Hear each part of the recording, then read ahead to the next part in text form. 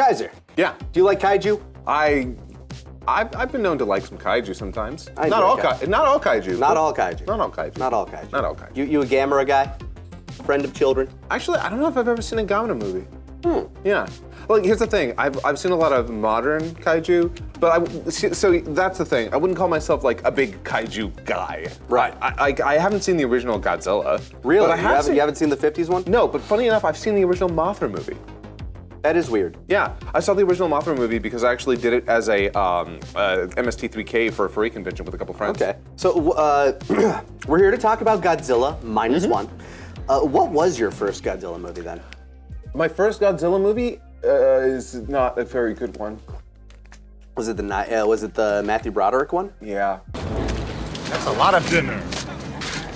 I grew up in a time where Godzilla was everywhere. Like he was part of the. He's always. He's been part of the zeitgeist for a while. Like, I mean, you're introduced to the concept in Rugrats through like Reptar and stuff like that. Yeah, I literally one of the things I was just thinking about. You know who Godzilla is. You've seen clips of him. You just know big lizard destroys a city, and you see games like Rampage, things like that. Yeah. I even played Godzilla, like that old monster game where you're playing a bunch of kaiju destroying a city. Not Rampage. Destroy all monsters. I'm gonna go. Can you guys handle it? Sorry. We believe in you. It's a button I have to press. Handle the button and take the card. Yeah, but Destroy All Monsters was, I think that was on the SNES. And I loved them all. But I actually had not seen a proper Godzilla movie for a long time. The first one was, in fact, the Roland Emmerich Garbage Fest. And I am really, really glad that I have seen more Godzilla since then. Again, I haven't seen the original, but I mean, if you get introduced to it on a low point, anything beyond, that's good, so. Yeah, I guess that's true. But yeah, so honestly, my favorite Godzilla movie might still be Shin Gojira, actually. Like, it is still high up there. But I will say this one is in competition. Spoiler free, as much as I enjoyed Shin Gojira, this one's actually probably my favorite. I mean, I'd need to watch it again, but it is solid. I am a firm, I'm firmly in the camp of I think Godzilla versus humanity makes for the better movies. See, I don't disagree that those make for compelling films. For me, some of the best, my favorite Godzilla movies, like the most iconic ones are him versus another monster, but that's particularly because I mean, there's also more of those. Yes, well, yeah, that might be, yeah. But also the Heisei era came with a ton of amazing Godzilla fights. I'm also a big King Ghidorah fan, and you can't have Ghidorah without, basically making Godzilla a proxy protagonist against him. A defender of the earth, so to speak. Yeah. And those were the Godzilla movies that I kind of grew up on. I got introduced to Godzilla, funny enough, through Mystery Science Theater 3000 as a boy in Minnesota in the 90s. That, it's one of our best exports, along with the music of Prince and Snoopy. So it was around, and that's where I first saw Godzilla, and that was around the age where, I was still in that, dinosaur phase. I'm like, oh, dinosaur, but giant and destroying things and fighting other monsters? Hell yeah, let's fucking go. Let's be honest, Jurassic Park was a direct inspiration for why Roland Emmerich did what he did with Godzilla in that movie. But I mean, I feel like every, boys of, a young age, young children, they get into, a few things. It's trucks, it's dinosaurs. Or space. Space. Yeah, sometimes it's space. Sometimes space. But yeah, For me, it was dinosaurs. I don't know if I was a big dinosaur kid. In fact, actually, I think I was a big space kid. I think that was my thing. I loved the idea of space. Weirdly enough, I slept through my astronomy class, so came out of that with a B fucking minus. Did not do any of the homework, aced all the tests. I love space. It's fun. There you go. But when it comes to dinosaurs, yeah, if you're a big dinosaur kid, Godzilla's gonna hit for you. And Godzilla, in fact, did hit for me as a kid. I watched all of the movies throughout elementary school, and then in the late 90s when the Broderick film, the Roland Emmerich film came out, I went and saw it twice in theaters because I was a child. Also, ate the fuck out of some Taco Bell at that point in time in my life, too. Yeah. Oh man, I cannot believe that Taco Bell had such a huge presence with Godzilla for a while because of that, like the fucking chihuahua. Gorditas were my jam for that bit. But fast forward several decades, and now we're looking at this new line of Godzilla through like Legendary Pictures, and he's getting kind of this revival. The Legendary Pictures are all sort of hit and miss for me. I will tell you what. This film is an amazing example of how you can write human characters with Godzilla as this force of nature. And the Legendary movies are all examples of just stop writing people. Because it's sort of amazing to me in the Legendary Pictures, Godzilla is so expressive. He has a wide range of emotions when he needs to. Yeah, the Kaiju are the star of those movies. In fact, and anytime the humans are on screen, it's like, can we cut these scenes down a bit? They're really bad. They're unbelievably bad. And in this film, it's made all that more apparent by the fact that they wrote compelling, very personal, and very reverent stories for their characters. Like this whole movie. Godzilla, as you know, in all of the humanity versus Godzilla thing, he's more of a metaphor for like a natural disaster, but he's also a giant lizard monster. Well, it's really fucking cool. I mean, originally he was a reference to the atomic yes, bomb. But in fact, here he's very much a reference. But in this, like the crux of the story, when it's not focusing on the Godzilla-related threat, is about a man coming back from war who is at once relieved to kind of be alive, but at the same time, he was a kamikaze pilot who kind of, I don't want to use the word like chickened out of his mission, but decided to not do his mission. I mean, yeah, it's not okay. It's not chickening out, but he chose life. Yeah, he chose to live. Which, hey, yeah, no, that was the right move. Yeah, and they make a big point of it, like later in the movie, it's like saying, you know what? I think like the Japanese government has really not put enough enough effort into preserving life. They built planes without ejection seats. They built tanks that could be shredded way too easily. Yeah, so without going too much into spoilers, because I feel like you very easily could. You could very easily go into spoilers. I'm just like talking about thematics. Yeah, the theme of the movie, it's a very personal story about overcoming, not only just, how do I put this? It's overcoming survivor's guilt. Yeah, honestly. That, the entire movie is just a man having to come to terms with the fact that he lived when he was supposed to fucking die. And all while facing a giant, unstoppable monster. And you know what? That story, his story alone, is still better than literally almost any of the stories. The human drama in this movie had me invested, so when Godzilla showed up, I was like, oh yeah, that's right. But the best part about it is, he's just one character with a compelling story. Every single character in this has something about them, something that they're carrying on their shoulders. He's just the most prominent one. He's the one prominent, and he fucking killed it. Like that dude's acting, when you see some of the traumatic shit he goes through, oh my God, he puts on a clinic. Yeah, the scene, I'm without spoiling anything, the scene with the black rain. The scene with the black rain. Oh my God, killed me. There's just so many moments in the film that are, how do I put this? Where the characters are carrying it with just the expressions on their face. And I almost saw this movie without subtitles. I was in Japan.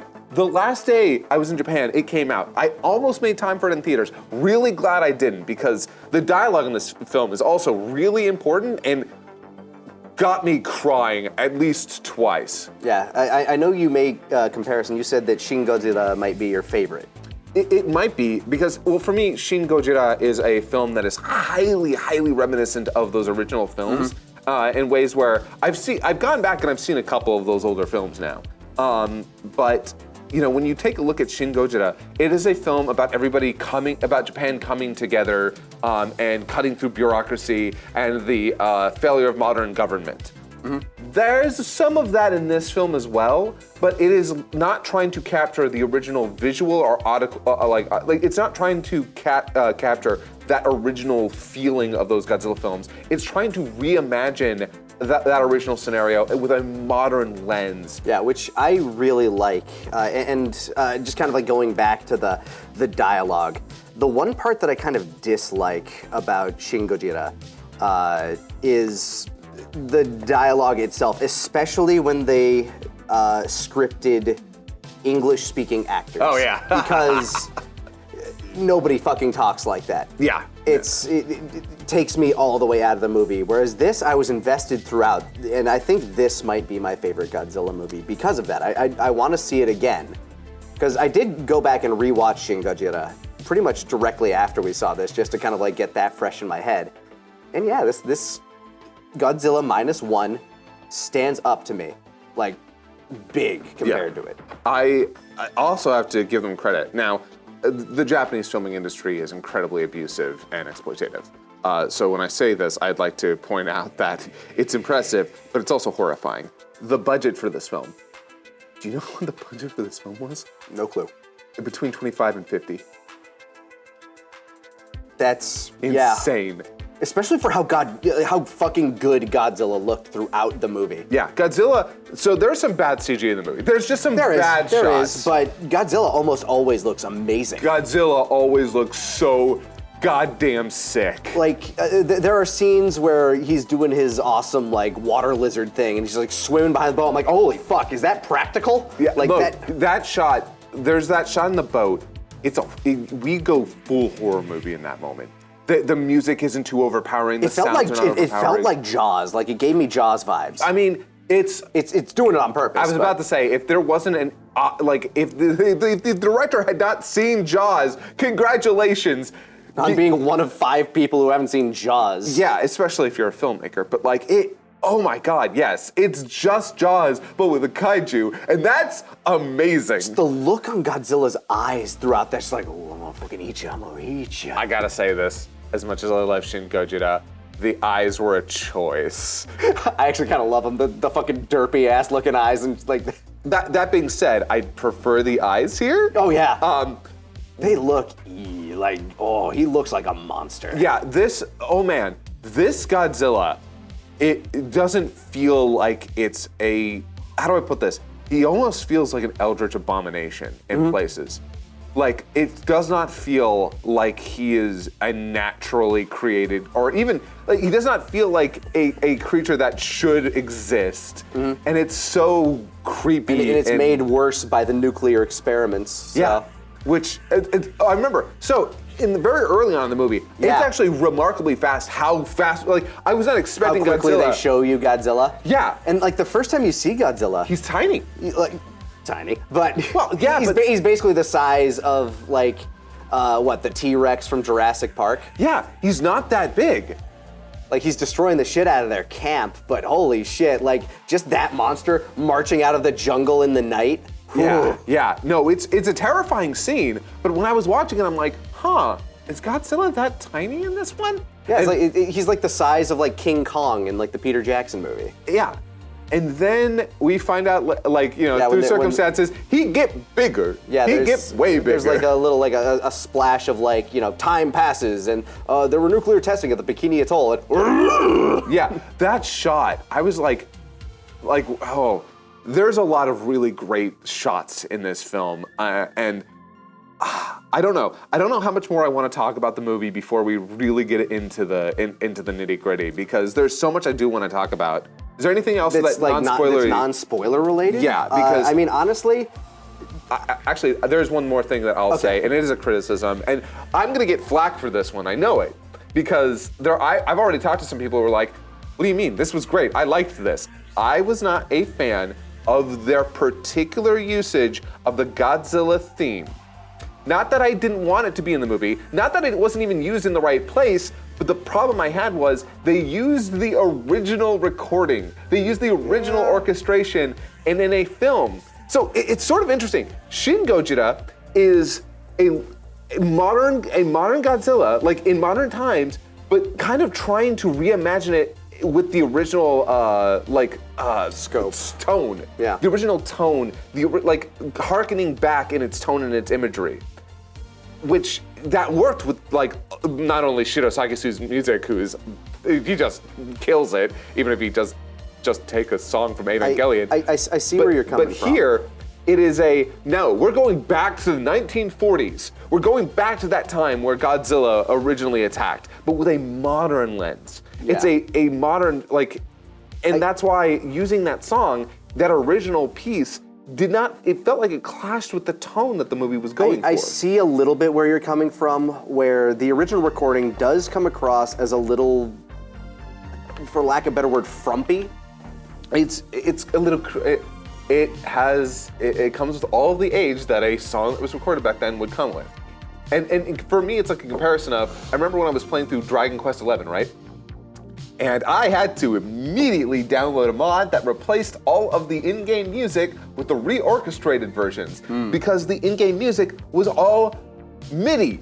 It was all these classic 16-bit era music, which cool, that's great, but it clashed with the modern visual style.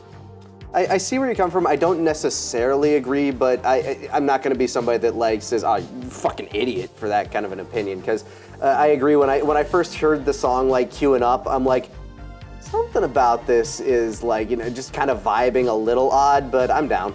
Yeah. And look, I understand, because I've already talked with some people and they were like, I don't know what you're talking about. I thought it was great. And I'm like, hey, cool. If it worked for you, it worked for you. I still would have personally, in that position, had the composer. By the way, the music in this movie is real good too. Genuinely just great music throughout.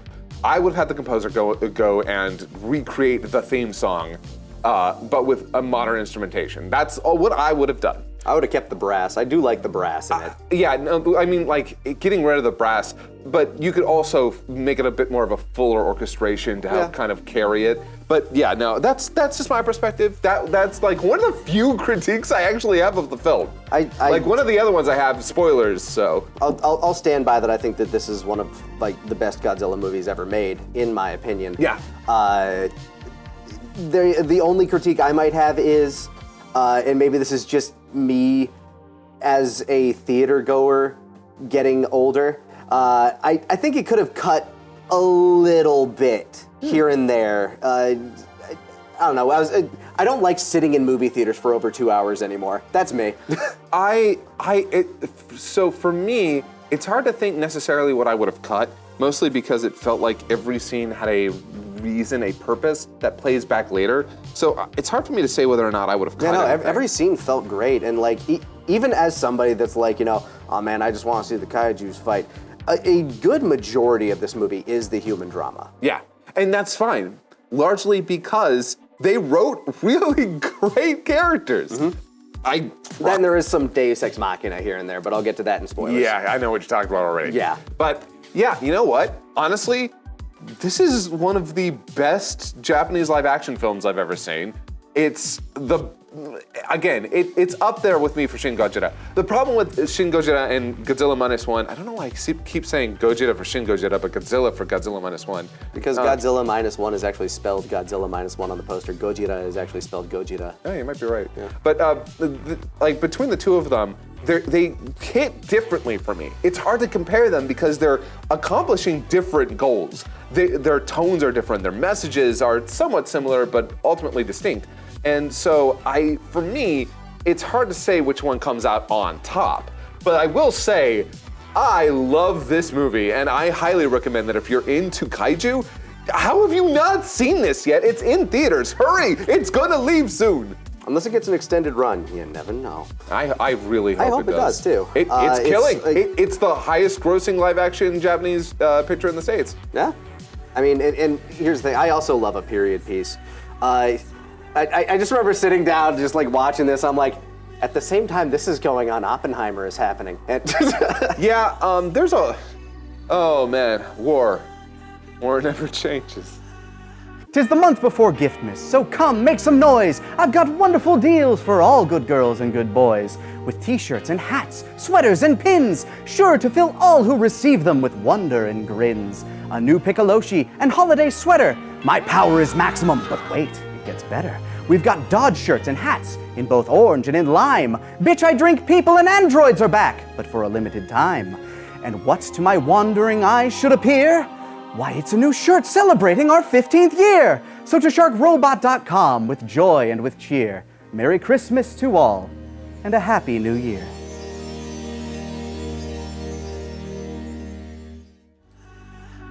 But with that, let's move into spoiler territory. If you haven't seen it and you care about spoilers for the giant lizard movie, don't watch this part. Yeah. Or leave it on, but mute it so we can get ad money. I don't care. So, first thing I want to point out is, man, I love this whole cast. Sumiko is like up there in terms of like one of my favorite characters in the film because I started out hating her. Oh yeah, you're supposed to. But also completely understanding her. I remember you come back to a town that was literally just destroyed by war, that the jet fighters were supposed to stop. The kamikaze pilots were literally like, there to give their lives to stop, and the entire place is destroyed. Most of the people you know and love are dead, and you have somebody that you can finally pin that blame on in front of you. Yeah. As we said before, the film is about survivor's guilt, really. It's about survivor's guilt. It's about It's finding new meaning in a life that you don't think there is meaning in. Yeah, it's about... Which Godzilla is honestly kind of a metaphor for in this. It's about reconciling the decisions that you make, which you can never know for sure whether or not you made the right ones. Because it's very interesting to me. Tachibana, in that first scene, when he's like, hey, so we looked at your plane and we can't find anything wrong with it. There's nothing wrong with it. And because the entire start of this thing is he lands on an island to get his plane repaired so that he can go do his kamikaze thing. But he was lying. He was lying. His plane just doesn't want to die. Which, hey, fair enough. Fair enough. Maybe kamikaze pilots are really, really horrible and should be considered war crimes. Maybe, I don't know, probably. Anyway, so he stops at that island and, he obviously, Shikishima is like, I don't know what you're saying then. Like, what are you trying to imply? The light came on. And he blusters off, sits down, and Tachibana, God bless him, goes over there and he's like, hey, you're right. I get it. I get it. Because I think Tachibana at this point has already reconciled that this war is being... The war's over. The war's lost. These are the last days of World War II for them. Yeah. And so he understands why Shikishima's doing what he's doing. And it's this moment where maybe, if this had just been it, Shikishima could have gone back to Tokyo and maybe been all right. But then Godzilla shows up at the camp. In the first 5 minutes, first 15 minutes of the movie, just bam, in camp. Yeah, I was really surprised. I wasn't expecting Godzilla to just boom, here he is, the Zilla himself. It's actually a really cool scene because it's nighttime. The klaxons start blaring around camp. It's like, oh, we're under attack. What? Who's going to attack this place? Yeah. And then just giant lizard ripping down watchtowers, and bro runs over to a plane because okay, somebody needs to shoot that thing. That's a 20mm gun. Yeah. It can tear through it. Tachibana tells Koichi, hey, we don't know how to use that. You do. Go to your plane, shoot it. Yeah. And he has a chance, and Godzilla's just sitting there right in front of him. It's and you have to take that chance. Will this gun be enough? And that's the fucked up thing. It might have. At that point in time, it might have. At that point, it might have, or it might not have. Exactly. And in that moment, again, he has to make the decision, is my life worth giving up on a chance? Because if it doesn't work, he's gonna die.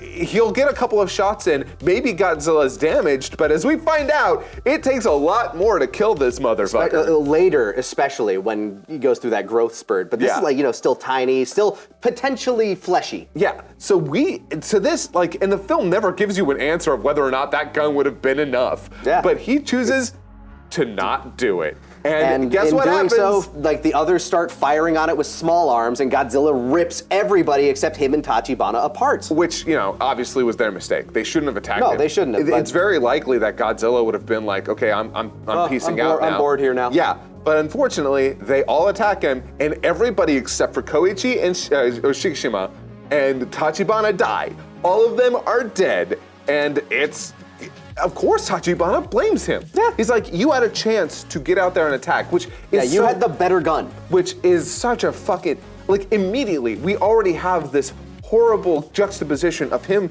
telling Shikishima earlier, no man, I get it. Don't go die for a cause that isn't worth it. Yeah. And then 10 minutes later, he's like, you piece of shit. You should have gotten out there and you should have shot him. All these people are dead because of you.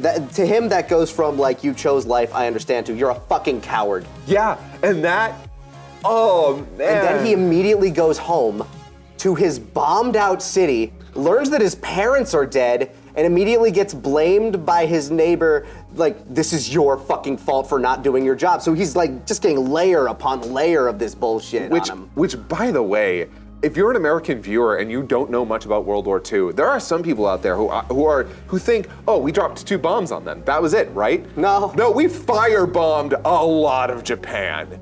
Like World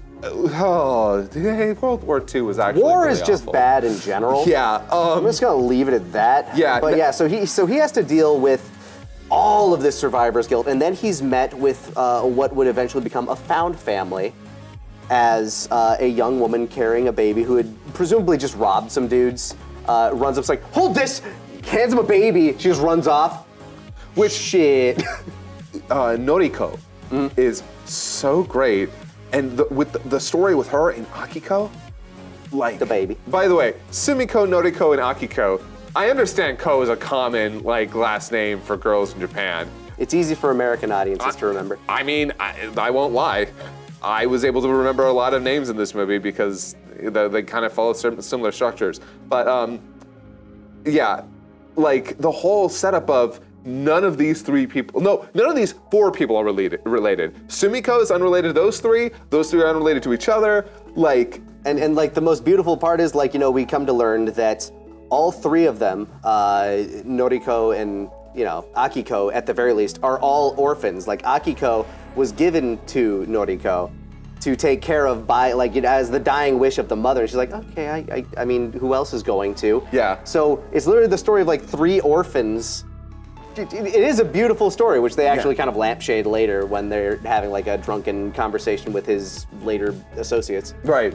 And it's, oh man, again, that opening scene with Sumiko, I was so angry, but in that moment, I was like, no, kinda get it. No, she has every right at this point To be mad. Not every right necessarily, but it is 1,000% understandable. She was fed propaganda by the government.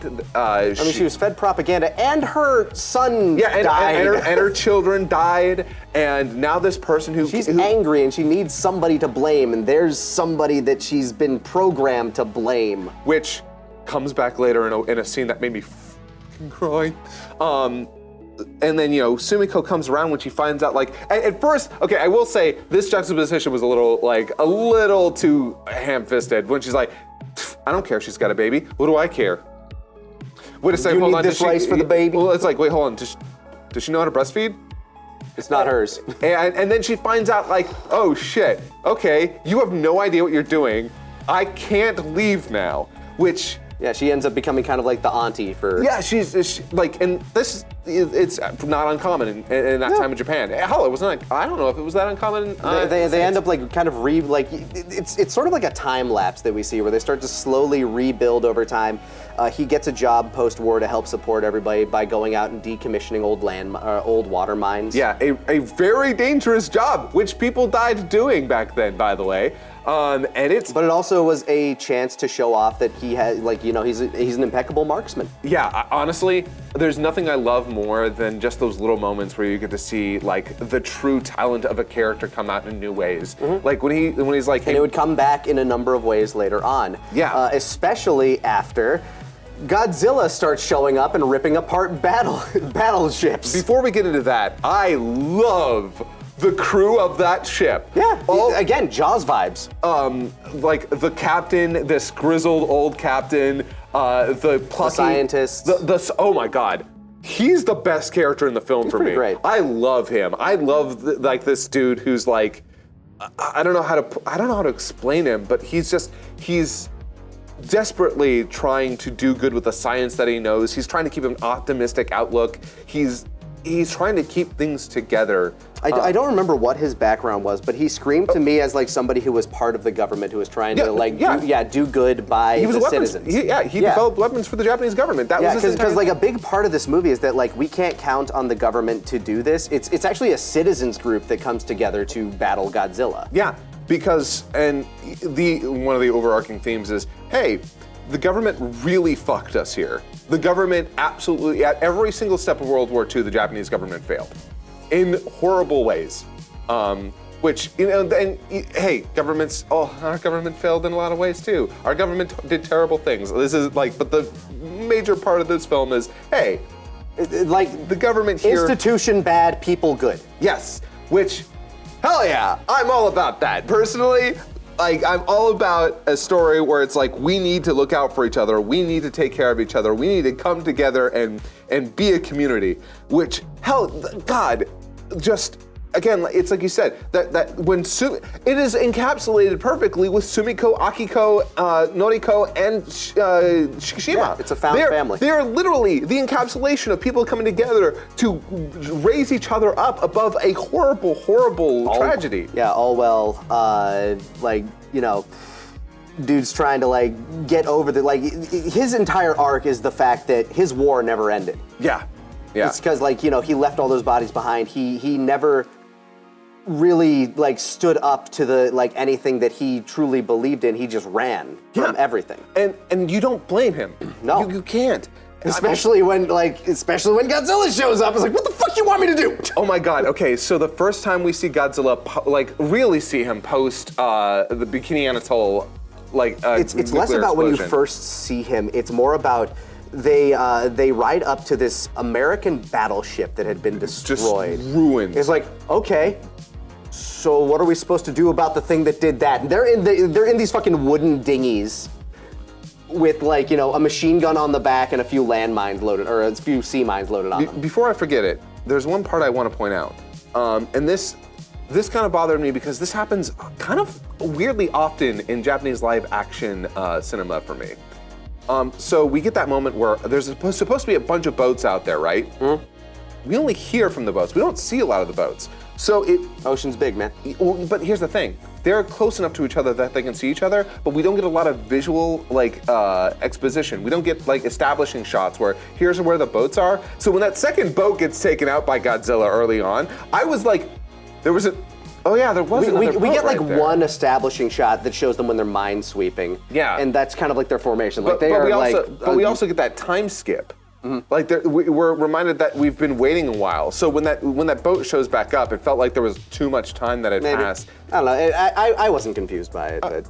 I mean, I wasn't confused. It felt weird to me. It felt odd. Okay. But besides that, that shot where Godzilla, you get to see the destruction, and then you just see the shape under the water, and then as soon as that head pops up over the water. Because the guy on the ship who's been actually talking shit to the main character for a while is like, no, you got to stand up to your duty. You can't run from stuff like that. Godzilla rips that other dinghy apart, just jumps up. Okay, fuck this, we're out. Yeah, and hey, in that moment he's like, you've got to stand up, you've got to, and then he realizes, oh no, we're just going to die and it's not going to matter. This ain't gonna work. Yeah, because they're trying to buy time for an actual battleship to show up.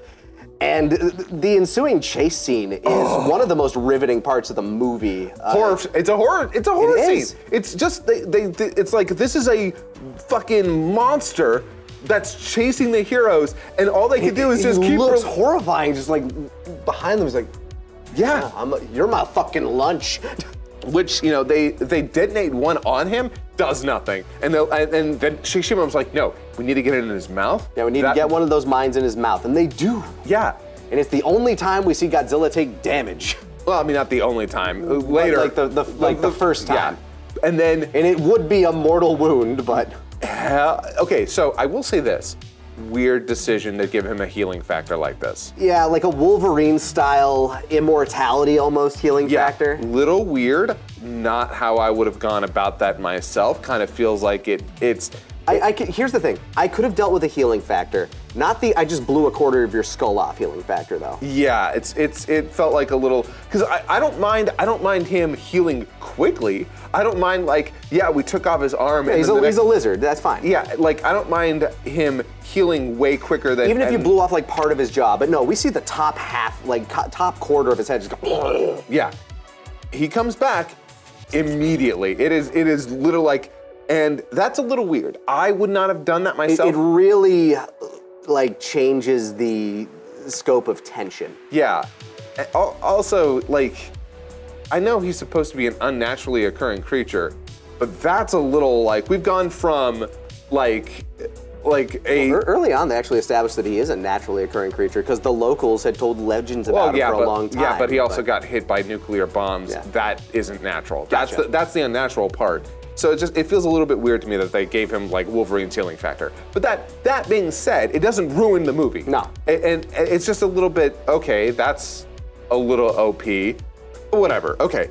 Godzilla's still cool looking. He's still an awesome monster, and he still works exactly as he's supposed to within the film. Mm-hmm. So, and yeah, that chase scene, phenomenal. Yeah. The way they bend him off, it's fantastic.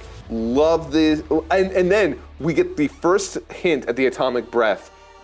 And it's so cool looking at first. Oh yeah, when he destroys the battleship from underwater, it's just yeah, sick. Yeah,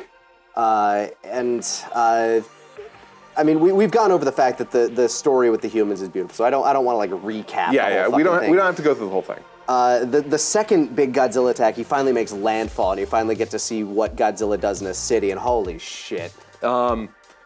Yeah, Ginza, so you know why it's called Godzilla Minus One? I assumed it was because this is before the 50s version, but...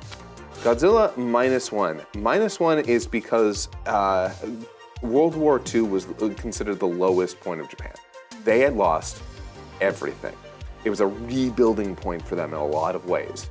And then Godzilla shows up. That's the -1. This is we've been brought not just to our lowest point, we've been brought even lower. How do we deal with this?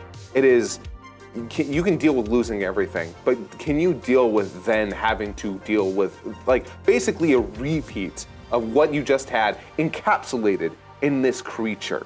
Because not only does Godzilla show up and destroy Ginza, which had just been rebuilt. A really cool scene. That shot from inside the train as he's just marching in is oh fuck. Yeah. I think that's in the trailers. Amazing use of scale in this film. But then, one of the coolest and most horrifying scenes in any Godzilla film I've ever seen is his, by the way, kudos to this film for matching the horror that was the atomic breath in Shin Godzilla. That one terrified me. That was horrifying to watch. Yeah, the one where it was just these plasma beams, but this one's actually a bomb. Yeah, because in that film, it fills the streets with fire and destruction. This one is it's a beam and then at the point of impact. Yeah, it creates a mushroom cloud. It's fucking visually stunning. It's supposed to be an immediate reference to the the nuclear bomb dropped on Hiroshima and or easily Nagasaki. one of the most heartbreaking moments in the movie because at this point, protagonist is I keep forgetting his name. Shikishima. Shikishima. You can also use Koichi if that's easier. It isn't. Shikishima's fine. Shikishima has been struggling this entire time about what exactly does he want with this found family of his? Because he's got Noriko, but he doesn't act like a husband, and he's not really. He's actively told Akiko I'm not your father. And it is heartbreaking to see that, and he's trying to come to terms with and this is at a point in the movie where it's you know what, maybe I can choose life. Maybe I can make this work. For a brief moment. For 5 minutes. For 5 fucking minutes. And then Godzilla's attacking the city that your wife's working in. Fuck! He runs there. And he finds Noriko. Deus Ex Machina Part 1. He does find her in that crowded-ass street. And Godzilla fires off that breath. The most horrifying backlash of wind as she shoves him into a, for some reason, safe alleyway. Well, yeah, no, it would have been. You would be amazed. I understand. He's also the only survivor on that fucking street. No, he's not. We You know find- what? we Yes, find- very true. There are others who have adamantium skeletons. Well, no, here's the thing. So the idea that anyone could survive that blast is not insane. People in Japan. I get that, but the amount of force we see, like the wind that pushes people away, and then literally just moments later we see it whoosh, suck back the other way as it's getting sucked up into the mushroom cloud. Yeah, like I'm willing to believe people could survive that blast, because horrifyingly, that People did have. happen. Yeah, but it's a horrifying scene, and like, you know, he steps out like just as the woman he now realized he loved seemingly died. And he's like, this is the most heartbreaking scream I have seen in a movie in a very long time, as this man just has this full mental breakdown. And then you remember that Godzilla's still there as he turns around, and Godzilla's just like, Yeah, and basically after that, he kind of just fucks off off, again. like, yeah, I did my thing. Yeah, like it's like, good, I've gotten all the plot relevant points out. I'm gonna go fuck off now, and he leaves. I and- made my point. Yeah, exactly. And it's horrifying, and it's definitely one of those scenes. So here's the thing. I have no problem with disaster films that revel in the destruction. I like a lot of Roland Emmerich films, even if they're not very good. I'll still like. Oh, they're crap cinema. Yeah, but you know they've got some cool stuff going on, and every once in a while, it's there's, Watching things blow up is fun. Yeah, there's this innate fascination that we have with watching mass destruction, when it's fake. When it's real, it's a very different scenario. I mean, if you're gonna blow up a building, you'd be surprised how many people show up for a demolition. Yeah, but then it's like demolition, and It's the same concept though. Yeah, but in those Roland Emmerich films, people are dying. At least when you have it. Anyway, point being. Here, you are supposed to, in equal parts, marvel at the destruction, but also feel this unbelievable horror. And it strikes that tone very well. Yes, it is. I'm really impressed because sometimes these films will try to do that, but it comes off as silly. Like, oh yeah, I'm really definitely feeling bad for all these people dying, when like they're trying to focus on the marvel. It reminds me of a lot of films that are like, oh, the violence is supposed to be terrible. Then why did you film it like we're supposed to enjoy all this destruction and violence? Every time that there's like some massive destruction going on, I mean, there's a few cases where like Godzilla like knocks down a building with his tail. It's just like, oh, that's fucking cool. Oh yeah, yeah. But like the big shit. Yeah. Again, that atomic blast is terrifying. It is not. There's like, yeah, it's like holy shit. So yeah, now you have like, you know, like he's at his lowest low now. Yeah. And the entire rest of the movie is him deciding like, know what, I'm gonna fucking kill myself to kill this goddamn dragon. Oh yeah. No, at this point he's like, I got nothing to lose. He leaves a note and all of his money for Akiko so that Sumiko can take care of her should he not come back. Very specifically, before all that, there's all the people had to get together to figure out like, what the hell are we gonna do? The government has left us high and dry. But they did leave them some battleships and stuff like that. It's like, hey, we got some battleships. And their plan to stop Godzilla is honestly a really cool one. I liked the plan they came up with. I know a friend who's big into like physics and whatnot, and he said, or they said, this doesn't make a lot, like realistically, if you break it down, this doesn't actually make sense. But in terms of like a plan to kill a large monster, this is brilliant. Because their goal is to like lure him over like the deepest trench in the ocean that they have nearby, and basically bubble some Freon around him so that he'll sink at rapid rate, and then bring him back up so that if he's not killed by the compression, he'll be like killed by the decompression. Yeah, which fucking phenomenal idea. Just genuinely like, what a cool way to take out Godzilla that makes sense in this time frame. Absolutely, like even my friend, again, they were like, if you really break down the science, it doesn't actually work. I don't care. But as you know, as soft science, really cool. It is unique. Yeah. It is very unique. Honestly, it was better than what they did in Shin Godzilla. Where they just like dumped, where they knocked him down. He's like, yeah, I'm sorry. That was silly. I love it. Silly. Chug. But here, phenomenal. Yeah, like such a cool idea. And and of course, it's not going to work. Yeah, like ultimately, but I mean, ultimately, it is the combined effort. They needed all of that to happen. It isn't just because it came down to like an actual kamikaze run into its mouth with a plane full of with a bomb in it. Yeah, but before we get to that, I want to talk about Tachibana and how Shikishima gets him back because I'm committed to it this time. It's like I see, you're actually in on this now. Like when he's like, because when fucking I can't remember if it was Sumiko or Noriko. When he has that first breakdown in front of her, it's horrifying. She has no idea what's happening. Yeah, because she doesn't know how to comfort him, and he's like, and he grabs onto her, and she freaks out. Like honestly, he has PTSD this whole time. He's like, am I alive? Am I alive? Did I die? And then that second time, she realizes, no, I need to be here for him. That second breakdown, oh my God, where he says, my war never ended. Oh Christ, that hurts. And so after she's gone.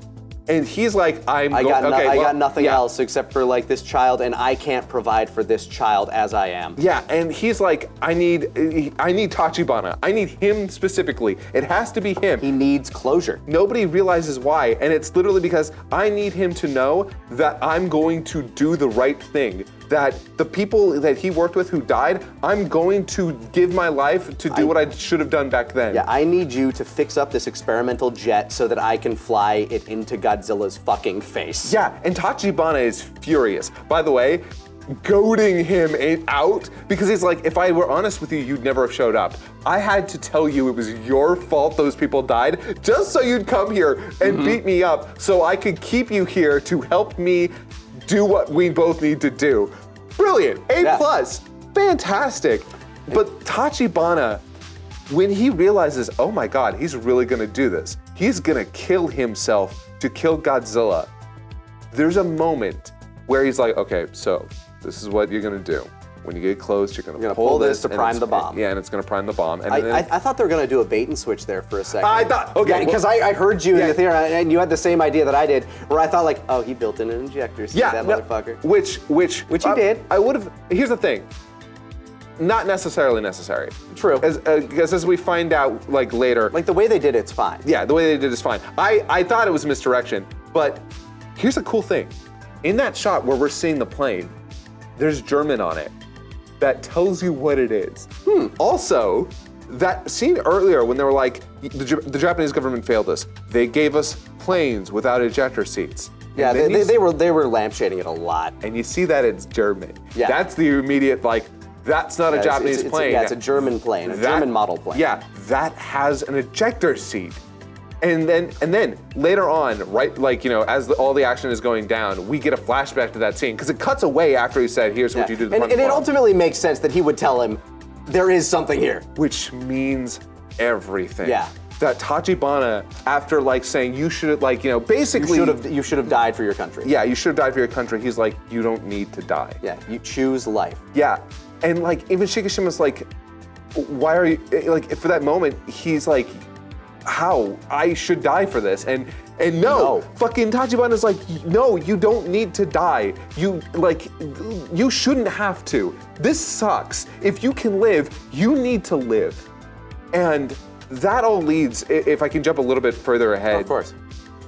So Sumiko, there's this shot where Sumiko, as she's taking care of Akiko, after she's already found the letter and the money left by Shikishima, saying, hey, I'm gonna go die? Or I might die at the very least. Well, yeah, basically hey. I'm planning on not coming back. Yeah, this kid's basically yours now, essentially. Here's some money, take care of her, and and then a second letter shows up, and we don't see what it is, and Sumiko's freaking out. Afterwards, Sumiko comes up to him after he gets off the boat after they defeat Godzilla. Yeah, he's got a fucking blanket around him. He's by the way, that whole scene's great as well. It's a great climax. Yeah, the climax is stupendous. But when we get that shot of Sumiko walking up to him, it's night and day in comparison to that first scene. Yeah, because she hugs him, is like, you're alive also. Also, you fucking idiot. Yeah. Why were you trying to kill yourself? You idiot. She's still alive. And oh my God. Okay, so I will makeup could have done a bit more here, I think, but I will say this. Noriko being alive is not a bad decision. No, I think a happy ending is deserved. Yeah, he deserved It's to have earned. The happy ending is earned after the misery he fucking goes through. I will say it is a little convenient that she survived the blast. Especially the way we see her, like it. Whoa, yeah, we see her. Yeah. All things considered, I'll believe she survived. I'm okay. I'll take that Deus Ex Machina. But leaving it to the very end there did kind of feel like I think that's fine too, because like the stakes and all that. yeah. But like in that moment, he is rewarded for giving everything. He has a Like, family now. he has and her last line is your war over now, and he just breaks down crying. And oh my god. My only problem with the scene is she looks way too clean. Okay, Like, okay. She took no battle damage. Little bit. She has like an eye patch. Yeah, That's yeah. about it. Like we're led to believe she might have lost an eye. Which Maybe. is horrifying, but she's alive. And yeah, it's a oh my god. The entire last like five minutes of that film, I was damn near Beautiful, in tears. beautiful. Just absolutely stupendous. And yeah, the actual climax, it's cool. It's a really cool action scene. Like everyone comes together. I've said, like, you know, Godzilla might not be in a majority of this movie, but the parts where Godzilla is in it are fucking amazing. Yeah, and unlike with that Aaron Johnson, the original. Oh yeah, where they keep cutting away from him every time he shows up. Hated that. I was like, no, please. Like your main, like you have Ken Watanabe and Bryan Cranston, and you killed Bryan Cranston, and Ken Watanabe has barely anything to do. Aaron Johnson sucks. Please just let us see Godzilla. No, in this, I was like, every single one of these characters is fantastic. Spend as much time as you need with them. Godzilla's awesome, but I am fully invested in every step here. This is probably like all of this has just gone to reinforce. I think this is probably my favorite Godzilla movie. Yeah, I mean, like its worst parts are like, that was a little meh. Otherwise, stupendous, really good. Fantastic. I can't get over just this complex emotional arc that all these characters get to take, how well everything is called back to, how full circle everything comes. Like like some people might call it simple storytelling, but you know what? It is. Some of the simple stories are the best. And it is highly effective. Yeah. And again, It sticks to its themes, and it does everything that it does, not only competently, but extremely well beyond that. yeah. And again, I can't get over just, again, because the complex emotions of Sumiko's response to him coming back alive to at the end. The juxtapositions of the framing, it's It's poetry. It is. It's so fucking good. Ah. But for those of you that have seen it, I'm assuming you agree. Do any of you disagree? I genuinely, like, are there people out there that naysay this movie? I would love there to may hear. be a few, like some of the people that are like, needs more Godzilla. I believe there are people like that. Are you a needs more Godzilla type? Could always have more Godzilla, I suppose. I could have. Okay, look. I could have done with more Godzilla, I guess. But if it had cut into the wonderful story that we'd gotten with the other characters, I think I would have been disappointed. To me, this is almost as close as you get to a perfect Godzilla movie. Honestly, For me. I mean, it really does tick all of those boxes. Like what Godzilla is supposed to represent. The horrifying, but also like what's the term? Like destruction that is both marvelous and horrifying. A compelling story about humanity coming together. Like it ticks all those boxes phenomenally. It's not just like we did it, it's big red check marks. Like full marks, Godzilla film, you did it. You hit everything that a Godzilla film is supposed to hit, and you did it with like gusto. Just damn, man. Final thoughts? I can't even imagine the emotional like arc that a lot of these characters had to go through, but it is a testament that I felt every step of the way. Like I could understand and feel their pain, even though I couldn't even begin to comprehend that pain. I couldn't put myself in this situation. So it's a testament to the filmmaking at every step that you feel like if you were there, you'd understand the emotional complexities of each and every character. Absolutely stunning. And also Godzilla was so cool in the movie. Alternatively, Godzilla looks so fucking cool. That atomic this blast. might be like the Legendary Pictures Godzilla looks fucking amazing. This might be the best Godzilla's ever looked, in my opinion. Look, my two favorite Godzillas are currently, like in terms of design, that Legendary design and this design are way up there. It is a beautiful period piece, a great character drama, and a fucking amazing monster movie. Yeah. Again, let us know what you think down below if you've seen it. If you haven't seen it, if you like kaiju movies and you sat through this whole video, fucking see it. Yeah. And hey, look, we might have spoiled it for you, but That's your fault. You could have clicked off or muted it a while ago. I was gonna say, we might have spoiled it for you, but if you, it doesn't do it justice. It doesn't. It really doesn't. Like there are so many things that we didn't talk about. So many great character moments. We barely even mentioned the kid. Barely mentioned any of like the secondary characters. Yeah, like the fucking oh man, I wish I'd been in the war. Yeah, fucking, yeah. My god. The kid, his crew, fucking awesome. Yeah. Yeah, that's Godzilla Minus One. I don't know. Do you think I would see a sequel, but I kind of hope it doesn't get one. If we get a sequel, it's going to be way later. If it's Yeah. like I highly Honestly, doubt. if we just get like more period piece Godzillas, like Godzillas through the years, Honestly, I love period pieces, man. I would love to see what a 70s or 80s Godzilla film would look like at this point. Yeah, like where they just like, oh no, Godzilla's back, but now we have 70s tech. Let's see what happens. Yeah, like but like the major thing though is it's difficult to set, because even Shin Gojira was utilizing its modern day setting in fantastic ways. But that story's been told now. Yeah. I don't know, like, you have to. You need to have an actual human story to tell beyond it. Like something for Godzilla to be that metaphor for. I mean, here's the thing. It's one of the reasons that I kind of like him versus other monsters. I get that. Like him versus the other monsters provides him with not only stories that can focus a little bit more around Godzilla, but also give us like interesting characters. Again, I love Ghidorah a lot. And the idea of where their conflict comes with each other and how they operate within the world is so fascinating to me. I mean, I won't lie, one of the coolest Godzilla sequences I've ever seen is in that legendary picture, that legendary Godzilla, where he's walking through the city, powered up, basically, Super Godzilla, and everything is melting around him.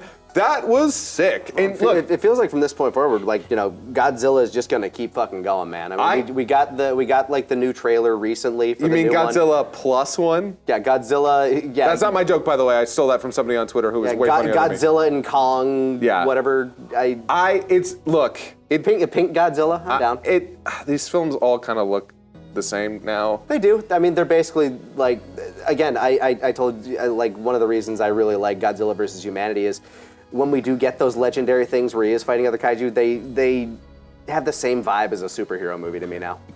Well, I'm just saying that if we just let these kaiju have their own stories, I actually think you could do something really cool. I still really want like a David Attenborough like kaiju documentary style movie. Actually, that could be really cool. I would watch something like that. Just give me Monster Island, man. Yeah. I don't know. What do you think? Let us know in the comments below. Thank you for tuning in. Go check out Godzilla. Yeah, watch Godzilla Minus One. In theaters if you can. IMAX experience is apparently unbelievable. If you can, it was in IMAX. Yes, if you can find it in like real IMAX, by the way. There are fake IMAXs out there. Don't settle for less.